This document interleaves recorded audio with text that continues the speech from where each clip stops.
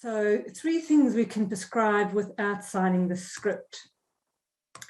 So it's Monday morning and Mrs. X comes in first thing complaining of fatigue. This seems to be a recurring theme.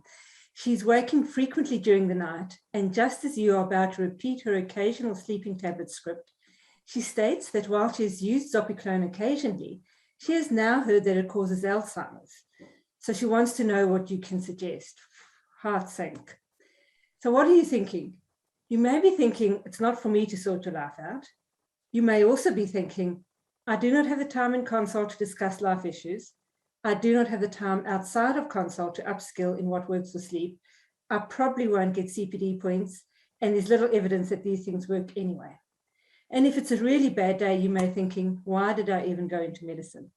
Yet, here you are at a lifestyle and wellbeing talk. Welcome.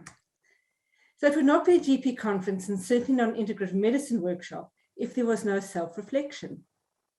So the question for us to ponder is, who here enjoys their job? Who feels more energized at the end of their workday compared to the start?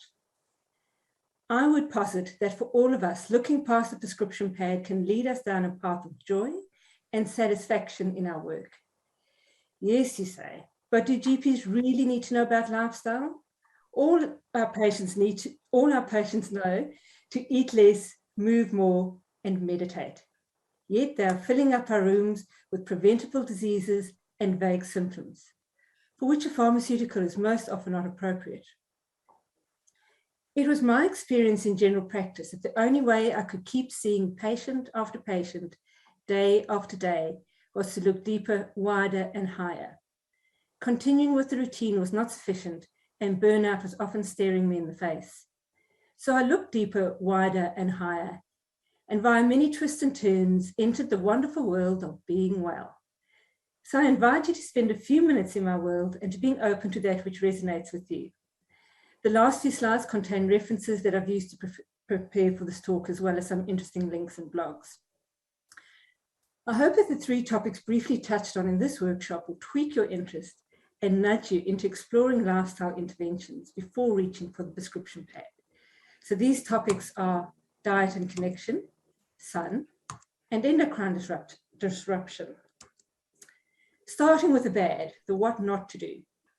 Just don't do chemicals.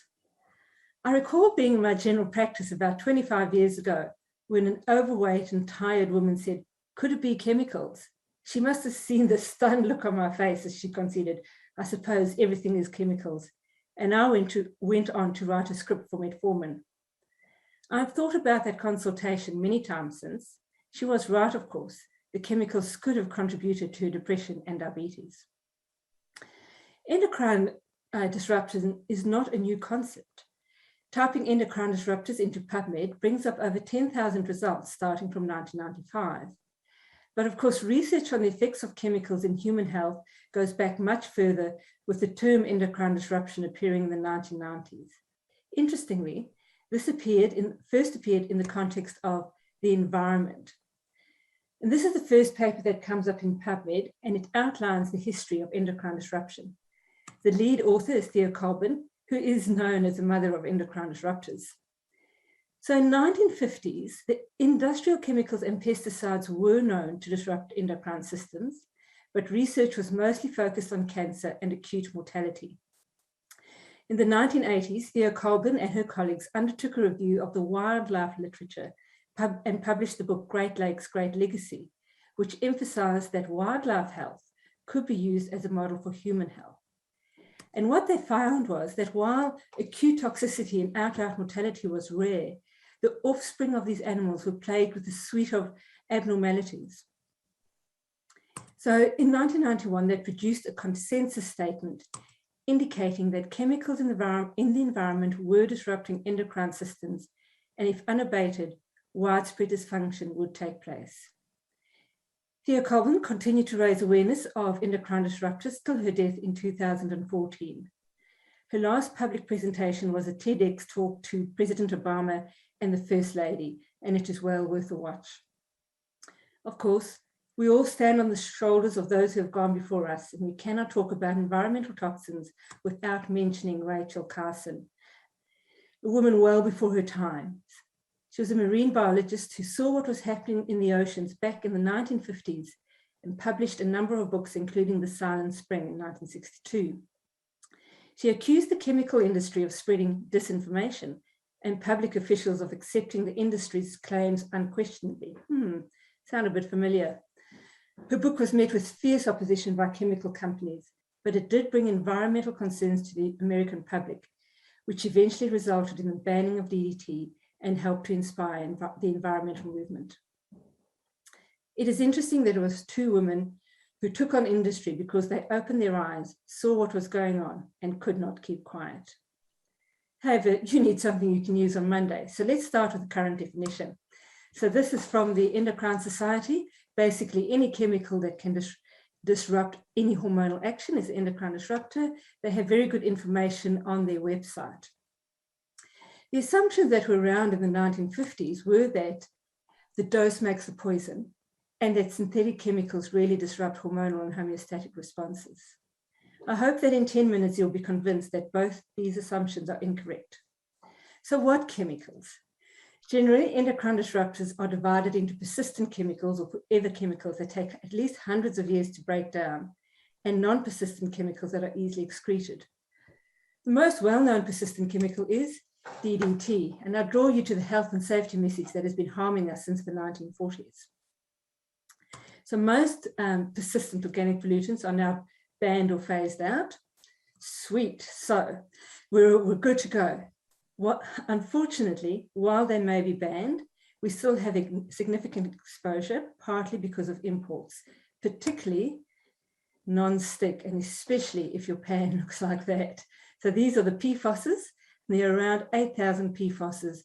Not all are regarded as persistent, but they are ubiquitous in treated carpets, upholstery, textiles, the food paper that you cook your popcorn in, dental floss, etc., etc.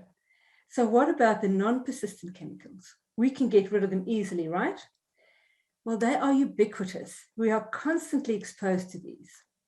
Now, you'll be pleased to know, I'm not going to talk about all of these chemicals, but I do want to tell the story about two estrogen disruptors. Once upon a time, in the late 19th century, two similar compounds are synthesized. One becomes a pharmaceutical, the now infamous DES, and one becomes a plasticizer. One is taken off the market because it causes vaginal adenocarcinoma in female offspring, and one is grandfathered as safe by the US Toxic Substances Control Act. Chemically, they are not that different, and we now know that BPA is toxic. So BPA makes plastic harder, and phthalates make plastic softer, and they are in everything. BPA is the most commonly encountered endocrine disruptor. It is estrogenic and anti-androgenic. This is the most scary thing you can say to a man. That water you're drinking from a plastic water bottle that has been sitting in the sun in your car for 2 weeks is making you less masculine. And just a word on BPS, which is now advertised in products that are BPA free. This is probably worse than BPA. So how are we exposed to all of these endocrine disruptors? Well, pretty much everywhere, from industrial activity to home care products, and even medical care. So parabens are employed as inactive ingredients for the antimicrobial properties and are in fact exempt from tolerance requirements because they are generally regarded as safe. And let us not forget microplastics. So these chemicals affect not only our sex steroids, but also thyroid hormones and metabolic systems. The effect of these chemicals, the magnitude of the effect is influenced by the timing of exposure across a lifetime, with the perinatal period and puberty being the most important, but of course not limited to those periods. So in utero exposure, effects in offspring include fetal growth and development, predisposition to obesity, the timing of puberty, and neurodevelopmental outcomes such as behavioral and cognitive outcomes. So how do these chemicals disrupt our bodies? Well, the mechanisms are still being worked out, but include oxidative stress and microbiome disruption, epigenetic effects, particularly in utero, which can then be transmitted to future generations. In fact, a BPA phenotype has been described, scary stuff. The fetus, of course, relies heavily on transplacental supply of thyroid hormone, and even a marginal lowering of thyroid hormone can affect cognitive function in offspring. But I want to draw your attention to the steroid receptor. So many of these chemicals have a high affinity for the steroid receptors, and a small concentration can produce significant biological effect. Furthermore, the effect is usually nonlinear, either U-shaped or inverted U-shaped, meaning that the worst effects can occur both at high and low doses, or potentially anywhere in between. And then there's the cocktail effect, and this isn't actually a good thing. So we are exposed to multiple of chemicals at low doses, and the effects may be agonistic, antagonistic, additive, synergistic, or nullifying. So it's really hard to figure out. And once in our body, almost no system is spared, with endocrine disruption exposure associated with everything from ADHD to aggression to cancer to autoimmunity. But wait, there's more. EDCs are particularly dangerous to both male and female reproductive functions and metabolism. So there's an association with obesity, insulin resistance, hypertension, and coronary artery disease. And if I haven't convinced you yet, as EDCs are lipophilic and are stored in fat cells, we end up in a vicious spiral of increased body fat, increased storage of endocrine disrupting chemicals, increased body fat, and so it goes. But aren't these things tested? The US FDA has stated that over 1,800 chemicals are known to disrupt either androgen, estrogen, or thyroid pathway. However, given the latency between exposure and disease and the non-linear relationship is very difficult to study. And then, of course, there's the chemical combinations. So really, these assumptions do not hold true at all. And this has, in fact, been recently published as well. So what do? So this is what I tell my patients as an easy start. Just get rid of the plastics, particularly cooking and freezing and using plastic wraps. The non-stick cookware has to go. And worst of all, never drink out of a plastic water bottle. It's bad for the environment too, of course. Ladies, we don't need nail varnish and perfume. We are good enough as we are. And it's much better for us to bend down and pick out the weeds than spray on the glyphosate. So you may be wondering why I've combined diet with connection, and hopefully you'll find this as interesting as I have. So looking at this table, it doesn't look particularly healthy. We have preserved meats, refined carbohydrates, cheese, full-fat cheese, butter, and alcohol. In my defense, I was in Paris. So why is it so hard to figure out what to eat? A quick word on nutritional studies. I'm not a researcher, and I do not understand the nuances of statistical analysis. However, my skepticism goes up a few notches whenever I see a nutritional study, most of which are observational. And the points I'm making were highlighted by Georgia Eade, a nutritional psychiatrist. In most nutritional studies, an intervention is not applied. Rather, questionnaire answers are compared to outcomes. And of course, memory is neither objective nor quantifiable. Food frequency questionnaires are used, which often ask participants to recall food frequency over the past year, and they look like this. Recently, when I was doing a microbiome test, I was asked about my food intake over the past year, and it was just impossible to answer. Furthermore, do you count the berries in the chocolate souffle with raspberry compote? Is the antioxidant effect of berries influenced by preserving or freezing? Then there's causation and association and confounders. And of course, there's the issue of risk. And this is what usually makes the headline. So this is a 2019 study, implied that 2 rashers of bacon a day increase the risk of bowel cancer by 20%. So 20% compared to what?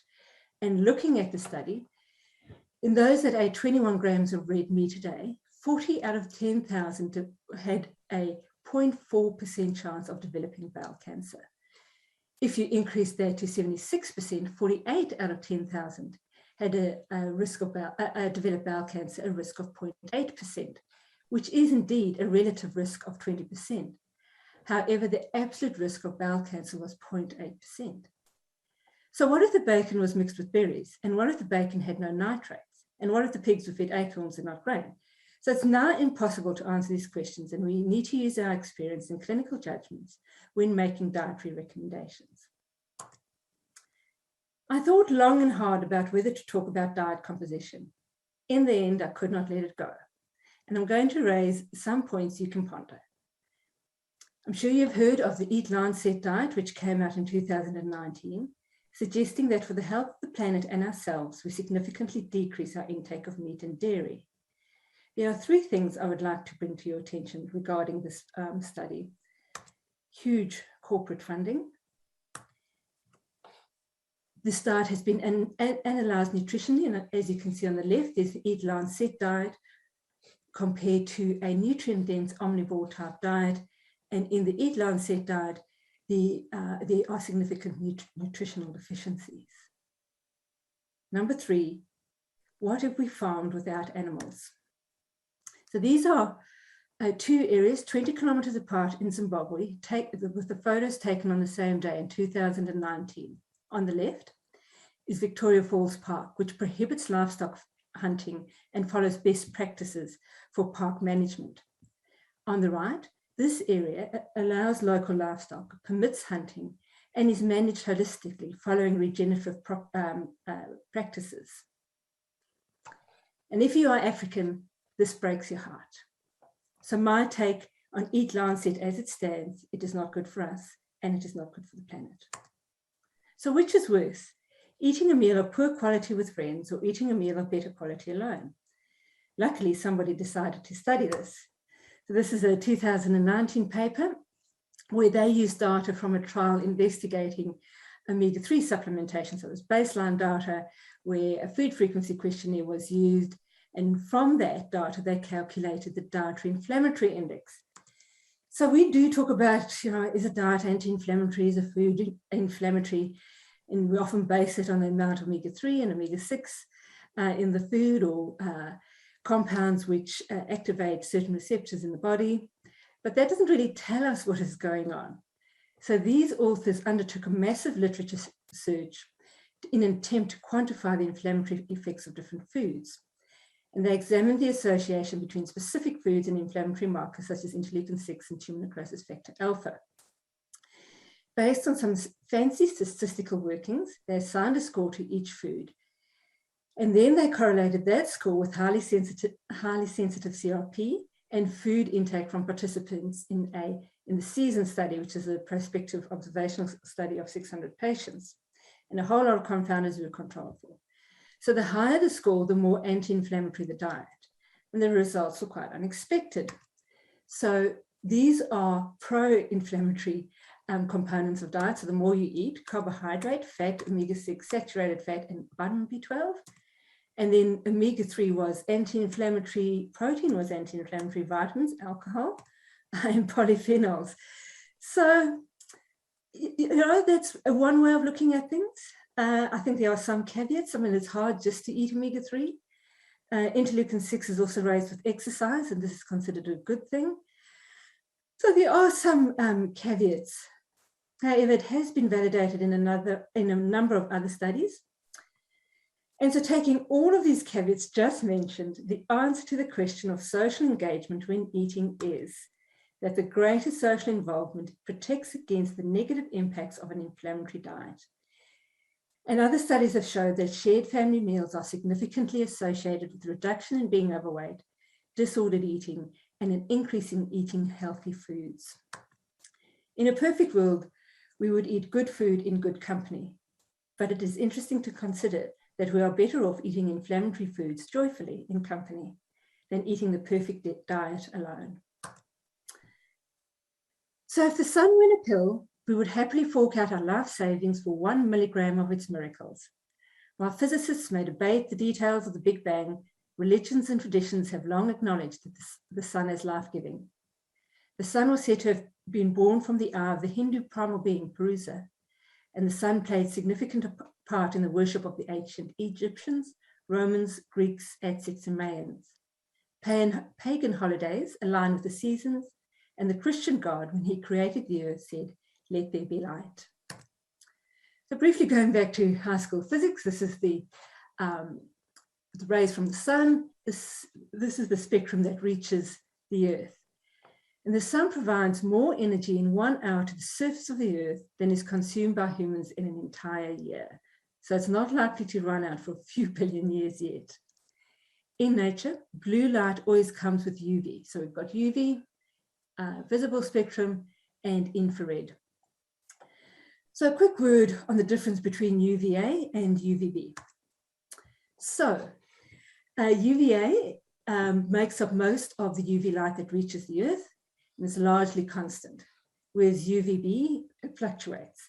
So it increases, you get more UVB when the sun is high in the sky, and of course it decreases at higher latitudes. So bear with me here. Interestingly, UVA partially penetrates glass and clothing. It reaches further into the dermis. It creates oxidative stress and actually breaks down vitamin D, whereas UVB does not penetrate glass or clothing. It stimulates vitamin D production, but does of course cause DNA damage, which causes the wrinkling and the sun damage that we see in skins. The visible light and infrared penetrate through the skin into the body cavity, bathing the internal organs, and they have unique effects here, these rays, but that is for another time. So how do we tan? We know about melanin. It covers the nuclei of the cells like a little umbrella, and it is also an antioxidant and probably does a whole lot of other things as well. So both UVA and UVB produce darkening of the skin as a normal physiological measure in response to UV exposure. However, UVA modifies existing melanin. You get immediate darkening, but no protection against future UV exposure. UVB produces more melanin, or stimulates the production of more melanin. But this takes some time, depending on skin and previous exposure. So that tan or sunburn you get on the first day of your holiday does not necessarily protect you against UV radiation for a few days. And these authors in a 2011 paper indicate that DNA damage in skin cells is greater after UV exposure in skin that was not previously exposed to UVB or was exposed to UVA only. So this is actually important for where we're going to go. So just going back, UVA penetrates glass and clothing and breaks down vitamin D, and UVB does not penetrate glass and clothing, but stimulates vitamin D. Just a quick detour about vitamin D and skin. Vitamin D is involved in DNA repair. It's associated with lower rates of BCC recurrence and protects against melanoma. So melanoma has been increasing in fair-skinned indoor workers since before 1940. And yes, outdoor workers have lower rates of melanoma. So why is this? What is known is that intermittent intense UVB exposure and sunburn initiates melanoma, and UVA exposure and inadequate vitamin D promote melanoma. So in 2009, Godard et al. Published a hypothesis which seems to make sense. Office workers are exposed to UVA penetration through the glass. So particularly if you're a high-tier manager and you have a big office window, men will be removing their jackets. Women wearing skirts and dresses have more UVA on their legs. This leads to a breakdown of vitamin D, and no melanin is produced. We then go out on our weekends and holidays, cycling and gardening, etc., and are exposed to a burst of UVA, which leads to increased risk of melanoma. Furthermore, dietary supplementation of vitamin D may be inadequate as the amount of local vitamin D in the skin may still be low.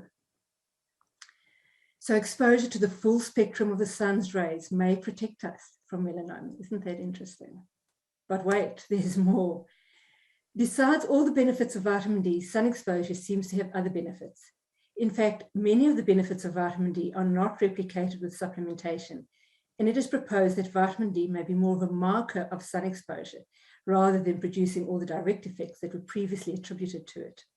And it's difficult to tease out these differences, but sun exposure is associated with longevity, beta endorphin release, which is why we feel so good in the sun, nitric oxide production, lowering blood pressure and causing vasodilatation, and of course, circadian rhythm. And this is my problem with sunglasses, particularly wearing sunglasses in the morning. Our brain's circadian rhythm centers are not stimulated to say that it's daytime. So in conclusion, vitamin D and or sun exposure is associated with improvements in just about every chronic illness. Of course, we do need to be somewhat cautious in the sun. There's an association between sun exposure and cataracts and macular degeneration, and of course your BCCs and SCCs. But as far as cataracts and macular degeneration is concerned, there is some theories that this could actually be due to seed oils rather than actually the sun exposure itself. There are some things we can do to protect ourselves from the oxidative stress of the sun's rays, and that's actually in diet. So your beta carotene, vitamin A, and these foods in the so-called Mediterranean diet are actually protective. So how do we get the best from the sun? We need regular UVA and UVB exposure. So that means we need to be outside, and we need it on our skin in midday. We need to eat protective foods and avoid the seed oils. And finally, men, I've referred to this 1939 paper, the influence of ultraviolet irradiation upon the excretion of testosterone in the male. Apparently it works.